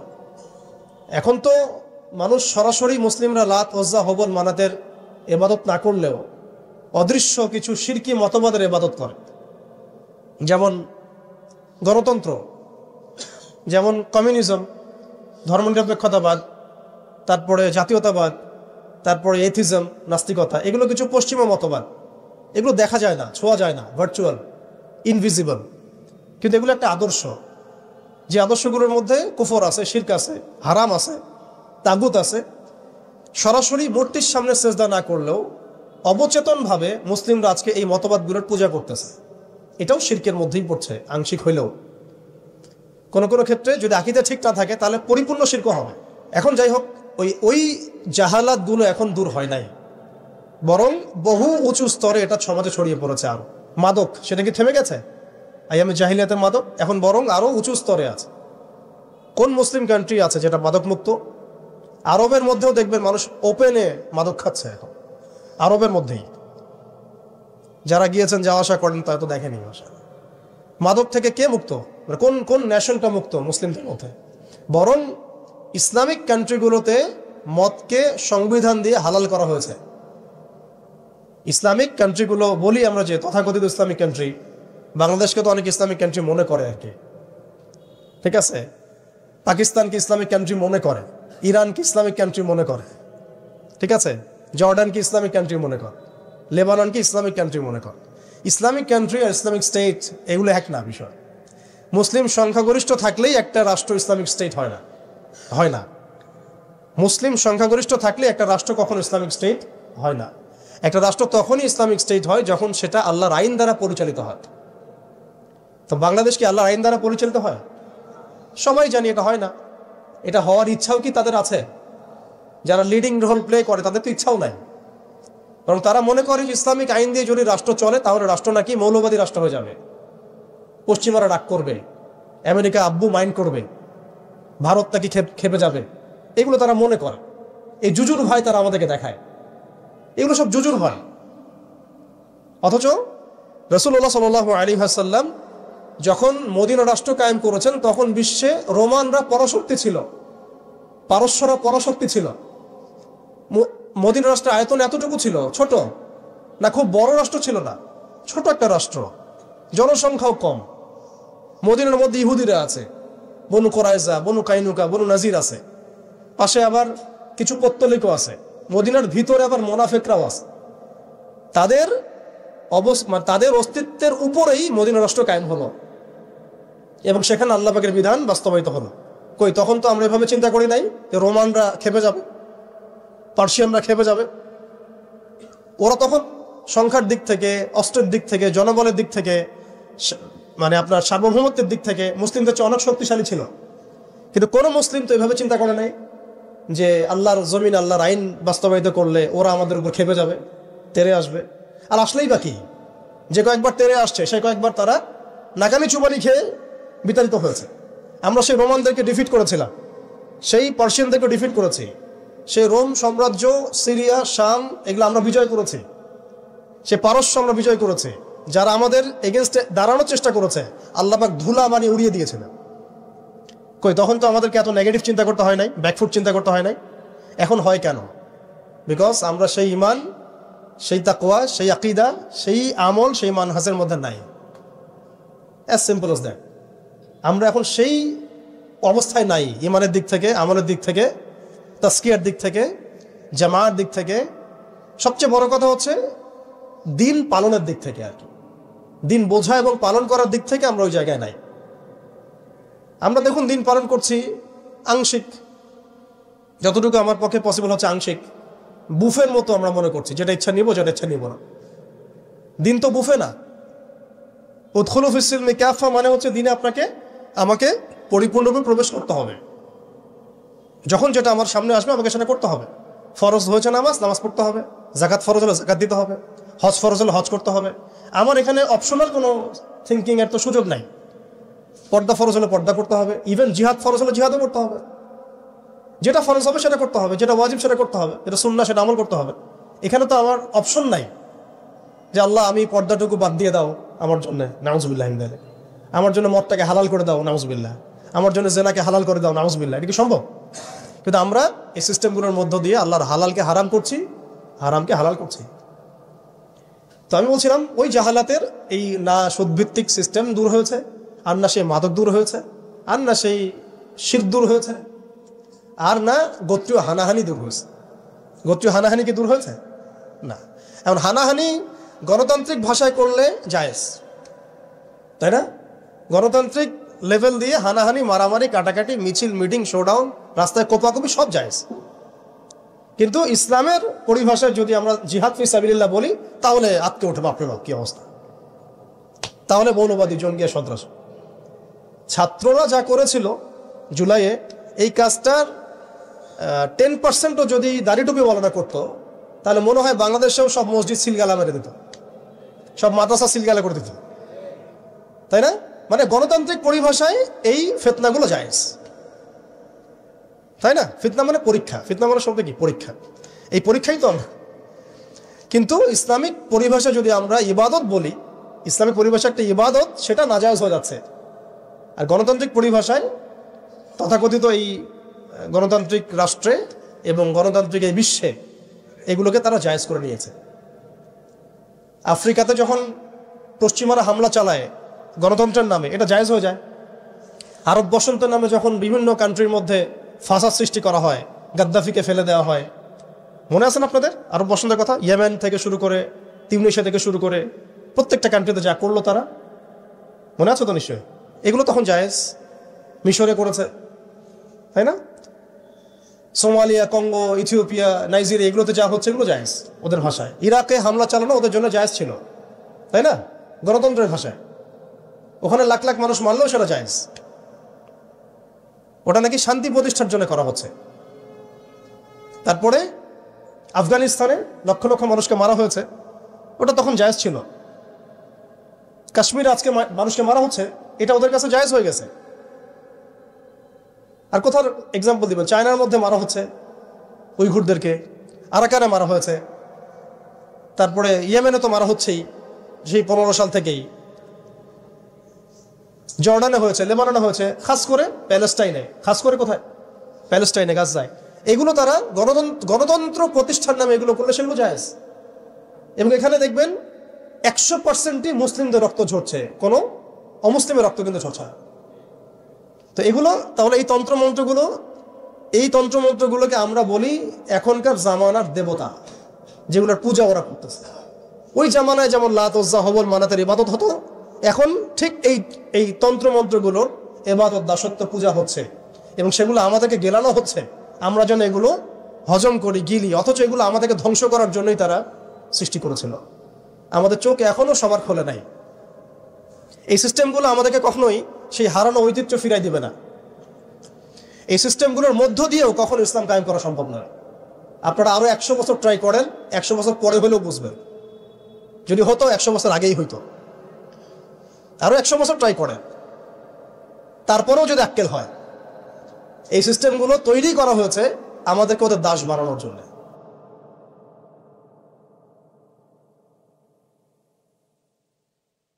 মুসলিমদেরকে মারার জন্য ভারতে নতুন নতুন পায়তারা চলতেছে। এখন আমাদের এই ভাইরা তো বদ্ধ একটা জায়গায়। আপনারাই বলেন তারা কি করবে এখন? তারা মিশন নিছে, রাষ্ট্রীয়ভাবে মিশন নিছে মুসলিম নিধনের। এখন এই ভাইদের কোনো রাষ্ট্র নাই, কোনো জামা নাই, কোনো আমির নাই, কোনো এদাদ নাই, কোনো জিহাদের কোনো ওখানে অবস্থাই নাই করার মতো তাদের, তাই না? ভিতরে কথা বলছি আমি, কাশ্মীরের কথা বলছি না। তাহলে এই ভাইরা এখন কি করবে? তো এই যে অবস্থা, এই অবস্থা কি মনে করছেন আমাদেরকে প্রভাবিত করবে না? অভ্যন্তরীণভাবে এখানে বাংলাদেশে আমরা বেশিরভাগ মুসলিম হলেও আমাদের আশেপাশে চতুর্দিকে ঘোরাফেরা করতেছে কুফফাররা, চতুর্দিকে ঘোরাফেরা করতেছে। আপনি কাকে বিশ্বাস করবেন? চায়নাকে বিশ্বাস করবেন? ভারতকে বিশ্বাস করবেন? নেপাল, ভুটানকে বিশ্বাস করবেন? না মায়ানমারকে বিশ্বাস করবেন? আপনি যাবেন কোন দিকে? আমাদের প্রস্তুতিটা কি? আমাদের প্রিপারেশন কি? রাষ্ট্র কি প্রিপারেশন নিচ্ছে? আমার কথা হচ্ছে, রাষ্ট্র নাকি যুদ্ধ করে? সবাই বলেন একটা কথা না, রাষ্ট্রের অধীনে যুদ্ধ। তো রাষ্ট্র কি প্রিপারেশন নিচ্ছে? রাষ্ট্রের সেই ফিকির আছে কিনা? রাষ্ট্রের তো এই ফিকিরটুকু নাই যে রাষ্ট্রের মধ্যে ইসলামিক আইনগুলো বাস্তবায়িত হোক। এইটুকু ফিকির নাই তো আপনাদের। যারা ইলেকশন নির্বাচন, গণতন্ত্র এগুলো করতেছেন, কার ফিকির আছে? আল্লাহর কসম করে বুকে হাত দিয়ে বলেন তো, কার ফিকির আছে ক্ষমতায় গিয়ে আপনি আল্লাহর আইন বাস্তবায়ন করবেন? ইসলামপন্থী ভাইদের কথা বাদ দিস, ইসলামপন্থী ভাইদের কথা বাদ দিলাম, আমি সেকুলারদের কথা বলছি, ডেমোক্রেটিকদের কথা বলছি। কারণ রাষ্ট্র চলে আসছে এইভাবেই। আর যারা ফিকির করছেন ইসলাম নিয়ে আমি যাব, ওখানে গিয়ে এটা করবো, এটা আপনি ডেমোক্রেটিক সিস্টেমে করতে পারবেন না। আপনাকে সিস্টেমটা সরাই ফেলতে হবে। গণতন্ত্র বলে কোনো শব্দই রাখা যাবে না, তারপরে শরিয়া কায়েম করতে পারবে না। শরিয়া আর গণতন্ত্র একসাথে থাকতে পারে না। শরিয়া, গণতন্ত্র, ধর্মনিরপেক্ষতাবাদ, কমিউনিজম এগুলো একসাথে থাকতে পারে না। একটা বোতল, এর মধ্যে আছে আপনার বিষ, এখানে আপনি দুধ খেতে পারবেন না। একটা বোতল, এখানে আছে বিষ, আপনি এটাকে 1000 বার ধুইতে হবে, ধোয়ার পরে আপনি দুধ ঢালতে পারবেন, খাওয়ার রিস্ক নিতে পারবেন, তাও খাবেন কিনা সন্দেহ আছে। আর এগুলো তো হচ্ছে মারাত্মক শিরকের বিষ। এগুলো পশ্চিমাদের দাসত্ব করাবে আপনাকে। আমাদের হচ্ছে বড় কান্ট্রি আছে একটা তুরস্ক, একটা ইসলামিক ল বাস্তবায়ন করছে কিনা দেখায়। বড় একটা কান্ট্রি আছে মিশর, দেখায় না আমাকে একটা ইসলামিক ল বাস্তবায়ন করতে পারছে কিনা। তিউনিসিয়া পারছে কিনা, আজারবাইজান পারছে কিনা, মরক্কো পারছে কিনা, ইথিওপিয়া পারছে কিনা? আপনারা বলেন পারছে কি? ইয়েমেন পারছে কিনা, জর্ডান পারছে কিনা, লেবানন পারছে কিনা? পারে নাই। আফগানিস্তান পারছে কেন? আফগানিস্তান পারছে কেন? কারণ তারা সিস্টেমগুলোকে সরাই দিছে। সিরাতের আদলে, সিরাতের রক্তে ওরা জমিনকে পবিত্র করে ফেলছে। সিরাতের আদলে জিহাদের মাধ্যমে রক্ত দিয়ে পশ্চিমাদেরকে বিতাড়িত করে ওরা জমিনকে পবিত্র করে শরিয়া কায়েম করছে। এটাই শরিয়া কায়েম করার রাস্তা, আর কোনো রাস্তা নাই। আপনি যতই তন্ত্রমন্ত্রের ধার ধারেন না কেন, আপনি কখনোই সফল হতে পারবেন না। লিখে নেন, কাজ করতে থাকেন, দেখেন ফান্তাজিরু ওয়া ইন্না মাআকুম মিনাল মুনতাজিরিন। কোনো সমস্যা নাই। আফগান পারছে এই কারণেই, কারণ তারা পশ্চিমাদের তন্ত্রমন্ত্রের গোলক ধাঁধায় পড়ে নাই। তারা সিরাতের রাস্তায় হাঁটছে। ওকে, আমাদের সাথে লড়বা, আমরাও তোমাদের সাথে লড়ব। ঠিক আছে, হয় তোমরা থাকবে, না হলে আমরা থাকবো। হয় তাওহীদ থাকবে, না হলে শিরক থাকবে। হয় শরিয়া থাকবে, না হলে তোমাদের তন্ত্রমন্ত্র থাকবে।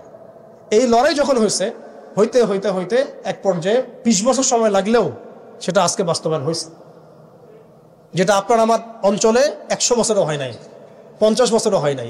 এরপরেও আল্লাহ পাক আমাদেরকে চোখের সামনে কিন্তু মিসাল দেখাই দিয়েছেন, তারপরেও আমাদের মধ্যে বোধোদয় হচ্ছে না। আমরা বুঝতে পারছি না যে কোন পথে হাঁটবো। দেশের যত সমস্যা দেখবেন, মিডিয়ায় গেলে মনে হবে দেশের সমস্ত সমস্যার হালত এবং সমাধান হচ্ছে একটা বিষয়, মিডিয়ার ভাষায়। মিডিয়ায় ঢোকেন, দেখেন কি হচ্ছে, অনেক প্রবলেম দেশের মধ্যে, সংস্কার এইটা সেটা অনেক কিছু হচ্ছে। ভাবখানা এমন যে সব কিছু থেকে উদ্ধার করবে আমাকে একটা শব্দ, তার নাম নির্বাচন। তার নাম মানে নির্বাচন হলেই সব সমাধান হয়ে যাবে। এটা আমাদের আকীদা, আমাদের চিন্তা এরকম ভাই। একটা মুদির দোকানদারকে জিজ্ঞাসা করেন, সেও এই কথাই বলবে। আবার বুদ্ধিজীবীকে জিজ্ঞাসা করেন, সেও এই কথাই বলতেছে।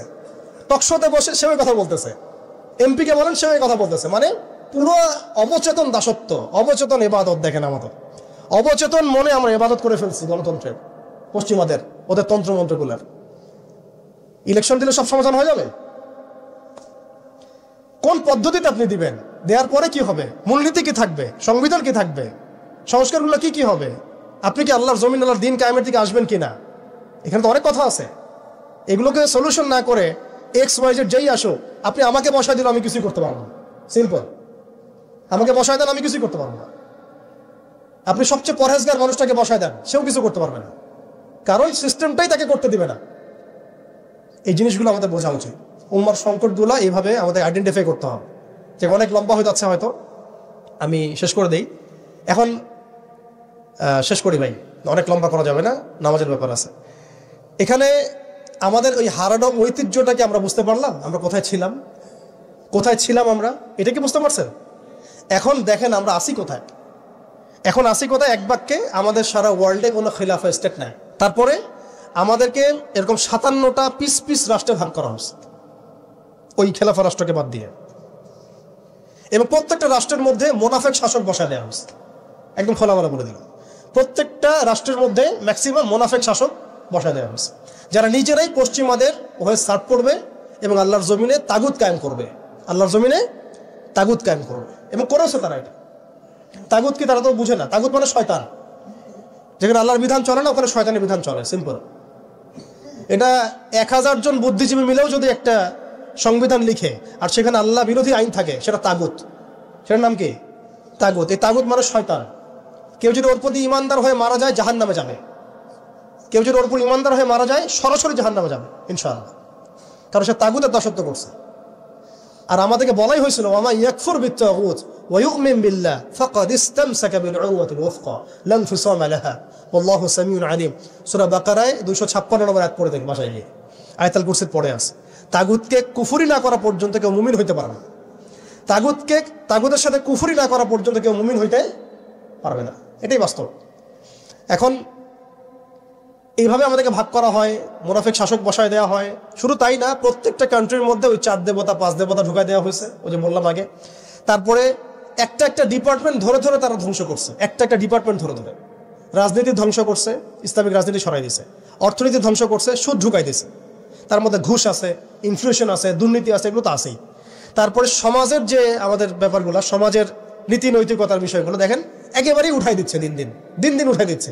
এখন নাকি আপনি স্ত্রীর সাথে সহবাস করলেও ধর্ষণ হবে। সুবহানাল্লাহ, কি অবস্থা! আর এদিকে আপনি পতিতালয়ে গেলে ওটা হচ্ছে শ্রমিকের কাছে গেছেন আপনি। কি বোঝাচ্ছে আমাদেরকে তাহলে? এটাই তো নাকি? আর স্ত্রীর সাথে একটু জোরাজুরি তো হইতেই পারে। এই জোরাজুরি তো ভালো, এর মধ্যে মহব্বত আছে। আর আপনি নাউজুবিল্লাহ কেউ যাবে পতিতালয়ে, তাদেরকে বলা হচ্ছে তারা শ্রমিক। তার তসলিমা নাসরিনকে আমরা এখান থেকে বিতাড়িত করছিলাম কেন? ঘুরে ফিরে তো সেটাই আসতেছে, সমাজকে ধ্বংস করছে, অর্থনীতি ধ্বংস করছে, রাজনীতি ধ্বংস করছে, মিডিয়াগুলো ওদের হাতে নিয়ে নিছে। মিডিয়া হাতে নেওয়া মানে হচ্ছে মানে দিনকে ওরা রাত বানাই দেবে, রাতকে দিন বানাই দেবে। আর আপনারা তাদেরকে এত বিশ্বাসও করেন, অনেকে একটু ইসলামিক নিউজ করলে আপনারা বিশ্বাসও করেন। আসার সময় যে আমরা মাওয়াদি আসলাম, ওখানে দেখবেন একটা পোস্টার আছে বড় করে, সেটাতে লেখা আছে যে ওই যে আবু সাইদের ছবি দিয়ে আছে কি নতুন বাংলাদেশে স্বাগতম না এরকম কিছু একটা, নিচে লেখা আছে প্রথম আলো। দেখেন এদের চরিত্র দেখেন, এরা বিগত প্রায় শুরু থেকে এরা আজ পর্যন্ত এই তাগুদের সার্ভ করছে, ভারতের দালালি করছে, ফ্যাসিস্টের দোষর ছিল। এরা আমাদেরকে জঙ্গি বানাইছে, এরা বহু মানুষকে কারাগারে পাঠাইছে, এরা বহু মানুষের গুমের জন্য দায়ী, খুনের জন্য দায়ী, হত্যার জন্য দায়ী, ফাঁসির জন্য দায়ী। এরা আবার পাল্টি মারল পরিবর্তিত বাংলাদেশ। দেখছেন, এই হচ্ছে মিডিয়ার অবস্থা। প্রত্যেকটা মিডিয়া ওরা হাতে নিয়ে নিছে, এবং এর সাথে প্রযুক্তিগত উন্নয়ন। আমি তো বলছিলাম যে মানে আমাদেরকে এইভাবে মনিটর করা হতো যে আমাদের ফোনে যদি আপনি একটা কল দেন, মেসেজ করেন, তাহলে আপনি ট্রেস হয়ে যাবেন। এইভাবে মনিটর করা যায়। আপনি গোপনে আপনার স্ত্রীকে কি বলছেন সেটা তারা শুনতেছে আরিফেতে, আমি জানি না। আপনি আপনার ওয়াইফকে ফোনে গোপনে কি বলতেছেন, কিছু আলাপ হতে পারেন, অ্যাডাল্ট হতে পারে কিনা, ওইটা তারা রেকর্ড করতেছে। আর এখন প্রশ্ন হচ্ছে যে এই ওদের যে মানে অগ্রগতি, আমাদের যে অধঃপতন, এই জিনিসটার জন্য কি শুধু তারাই দায়ী না আমরাও দায়ী আছি? শুধু কি তারাই দায়ী না আমরা দায়ী আছি? আমরা আমাদের আগে দোষগুলো খুঁজে বের করব, আমরা নিজেরা আমাদের আগে ল্যাকিংসগুলোকে খুঁজে বের করব। আপনি দেখবেন, খুঁজতে থাকেন, প্রথম ল্যাকিংস পাবেন আপনি, আমি, বেশিরভাগ মানুষই জীবনের মৌলিক উদ্দেশ্য থেকে সরে গেছে। আমরা দুনিয়াদার হয়ে গেছি ভাই। আমরা এই দুনিয়াতে এইভাবে থাকার জন্য আসি নাই। আল্লাহ পাক আমাদেরকে পাঠাইছেন এই দুনিয়াতে দুইটা কাজ দিয়ে। একটা হচ্ছে আল্লাহর ইবাদত করতে হবে এবং তার জমিনে দিন কায়েম করতে হবে। এখানে আমি অন্য কোনো উদ্দেশ্য আসি নাই, আমরা মুসাফির এখানে সবাই। আল্লাহ পাক বলেছেন ওয়া মা খালাকতুল জিন্না ওয়াল ইনসা ইল্লা লিয়াবুদুন, আর ইন তানসুরুল্লাহ ইয়ানসুরকুম ওয়া ইউসাব্বিত আকদামাকুম ওয়া লা তামুতুন্না ইল্লা ওয়া আনতুম মুসলিমুন। কতগুলো আয়াত আছে। ইন্নাল্লাহা লা ইউগাইয়িরু মা বিকওমিন হাত্তা ইউগাইয়িরু মা বিআনফুসিহিম। আয়াতের পর আয়াত বলা যাবে আমাদেরকে এই দুনিয়াতে পাঠানো হয়েছে দুইটা কাজ। আমাদেরকে আল্লাহর ইবাদত করতে হবে এবং আল্লাহর জমিনে তার দিন কায়েম করতে হবে। এটা আমাদের কাজ, বাকি সবকিছু গৌণ, এগুলো মুখ্য কাজ, মেইন। এবং আমাদেরকে দিন দেয়া হয়েছে কেন? হুয়াল্লাযী আরসালা রাসূলাহু বিল হুদা ওয়া দীনিল হক লিইয়ুযহিরাহু আলা দীনি কুল্লি। এই দিনটা আল্লাহ পাক দিয়েছেন এই কারণেই যাতে এই দিন অন্য সমস্ত দিনের উপর জয়লাভ করে। তো জয়লাভ কখন করবে? যখন আমরা ফিকির করবো তখন। এটা কি আবরাহার যুগ যে আবাবিল পাখি এসে পাথর ছুড়বে? বলেন, এখন পাথর আপনাকে আমাকে ছুড়তে হবে? এটা তো আবরাহার যুগ না। নবী সাল্লাল্লাহু আলাইহি ওয়াসাল্লাম শুধু দোয়া দিয়েই কি সব হয়েছে? দোয়ার সাথে চেষ্টা করেন নাই তিনি?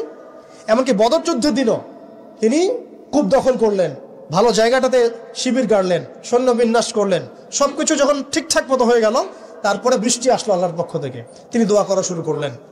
এই দোয়ায় আল্লাহ পাক ফেরেশতা নাজিল করলেন। তাহলে কি আমাদের কাছে একমুখী না সবকিছু করতে হবে? এখন আমাদেরকে এই ল্যাকিংসগুলোকে খুঁজে বের করতে হবে। আমাদের ল্যাকিংস কোথায়? এই ইমানের দুর্বলতা, জীবনের উদ্দেশ্যে দুর্বলতা। আমরা দুনিয়াদার হয়ে গেছি, ভোগবিলাসী হয়ে গেছি, আমরা আমাদের ঐতিহ্য ভুলে গেছি, আমাদের শেকড় ভুলে গেছি, আমলে ঘাটতি হয়ে গেছে, হারামখোর হয়ে গেছি, আমরা জেনাকার হয়ে গেছি, আমরা ফ্রি মিক্সিং করতেছি, পরকীয়া করতেছি, ঘুষ খাচ্ছি, দুর্নীতি করতেছি, সুদ খাচ্ছি, আমরা করতেছি। এগুলো পশ্চিমারা করতেছে না। আমাদের ল্যাকিংসগুলোকে আমাদেরকে দূর করতে হবে। ইলমের ঘাটতি হচ্ছে, আমলের ঘাটতি হচ্ছে, আলেমদের সাথে সোহবত নাই, তাসকিয়া নাই, পড়াশোনা নাই। কি করতেছি ভাই আমরা? আসলে কি জন্য আসছি আর কি করতেছি? এইখান থেকে ভবিষ্যৎটা হচ্ছে এই যে ইনশাআল্লাহ এই দিন বিজয় লাভ করবেই। আজ হোক আর কাল হোক, আল্লাহ পাক এমন জামা, এমন ইমারা, এমন আল্লাহর সেনাবাহিনী তৈরি করবেন যারা আস্তে আস্তে আস্তে আস্তে পর্যন্ত জয় করবে। এটা লেখা হয়ে গেছে। ইমামুল মাহদী আসবেন, লেখা হয়ে গেছে। এমন একটা সমাজ ব্যবস্থা আমরা দেখেছি 1400 বছর আগে, যে সময়টাকে ইতিহাস দুটা শব্দে আইডেন্টিফাই করে, আইয়ামে জাহিলিয়া। এক কথায় আইয়ামে জাহিলিয়া, অন্ধকারের যুগ। অন্ধকারের যুগ, দ্য এজ অফ ডার্কনেস, অন্ধকারের যুগ। এই অন্ধকারের যুগ আল্লাহ রাব্বুল আলামিন মাত্র 23 বছরের ব্যবধানে একটা কিতাব নাজিল করে, একজন নবীকে প্রেরণ করে, একজন নবীর সুন্নাহ দিয়ে, এবং একটা জামা, সাহাবায়ে কেরামের জামা, মানে ঐক্যবদ্ধ একটা প্ল্যাটফর্ম, এটাকে দিয়ে আল্লাহ রাব্বুল আলামিন মাত্র উইদিন 23 ইয়ার্স, মানে মাত্র 23 বছরের ব্যবধানে আল্লাহ রাব্বুল আলামিন এই সমাজের চিত্রটাকেই পরিবর্তন করে দিয়েছেন। এটা আমরা দেখেছি মাত্র 23 বছরের ব্যবধানে।